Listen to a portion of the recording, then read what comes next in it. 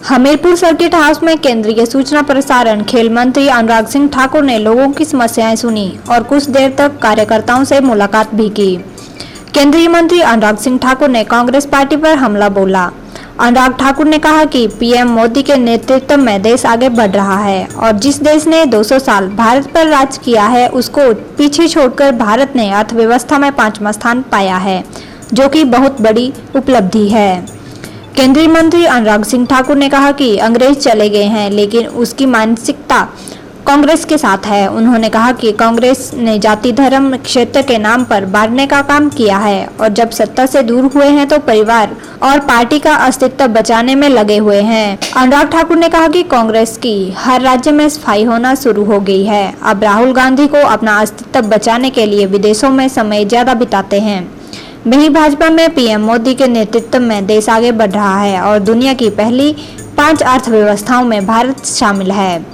केंद्रीय मंत्री अनुराग सिंह ठाकुर ने आम आदमी पार्टी के मॉडल को अपनाने के बयानों पर कहा कि केजरीवाल का मॉडल फेल हो गया है और स्वास्थ्य मंत्री जेल में और भ्रष्टाचार के गंभीर आरोप हैं।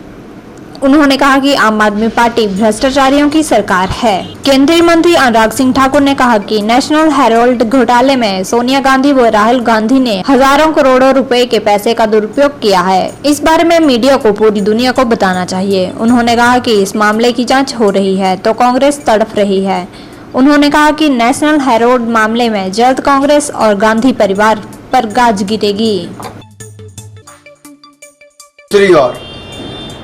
भारतीय जनता पार्टी है, जहां नरेंद्र मोदी जी के नेतृत्व में देश आगे बढ़ रहा है। दुनिया की पहली 5 अर्थव्यवस्थाओं में भारत है। जिस देश ने हमारे ऊपर 200 साल राज किया उसको पीछे छोड़कर 5वां स्थान भारत ने दुनिया की अर्थव्यवस्था में पाया है। ये बहुत बड़ी उपलब्धि है। कोविड के समय के लिए गए निर्णय, चाहे वो प्रोडक्शन लिंक इंसेंटिव स्कीम हो, आत्मनिर्भर सोच को आगे बढ़ाने की बात हो, भारत से एक्सपोर्ट रिकॉर्ड करने की बात हो, यहाँ पर पूंजी निवेश रिकॉर्ड आने की बात हो, यहाँ पर लगातार हर क्षेत्र में आगे बढ़ने का काम हो, वैक्सीन बनाने का और 200 करोड़ से ज़्यादा लगाने का काम हो, 80 करोड़ से ज़्यादा गरीबों को मुफ्त में अनाज देने का काम हो। ये सब किया तो मोदी सरकार के समय हुआ और अर्थव्यवस्था भी न केवल पटरी पर आई बल्कि तेज़ी के साथ आगे बढ़ी। जीएसटी कलेक्शन भी लगातार 1 लाख करोड़ से ज़्यादा बढ़ी, कभी 1,63,000 करोड़, कभी 1,34,00,000, तो अब 1,40,000 करोड़ भी। ये अपने आप में दिखाता है कि मोदी सरकार के निर्णयों के कारण भारतीय अर्थव्यवस्था और मजबूत हुई है और दुनिया की पहली 5 अर्थव्यवस्थाओं में आकर खड़ी हुई। अंग्रेज चले गए लेकिन उनकी मानसिकता कांग्रेस के साथ रही। बांटो और राज करो, चाहे जाति धर्म क्षेत्र के नाम पर हो, बांटने का काम किया और जब सत्ता से दूर हुए जनता ने नकारा। गरीबी हटाओ का नारा देते थे लेकिन गरीब मिट गया, गरीबी नहीं इनके यहाँ पर हटती थी। अब वही परिवार और पार्टी अपना अस्तित्व बचाने का प्रयास कर रही है, परिवार का भी और पार्टी का भी। एक से दूसरे राज्य में कांग्रेस की सफाई होती चले गई। कांग्रेस कार्यकर्ता उस परिवार से दुखी होने शुरू हो गए।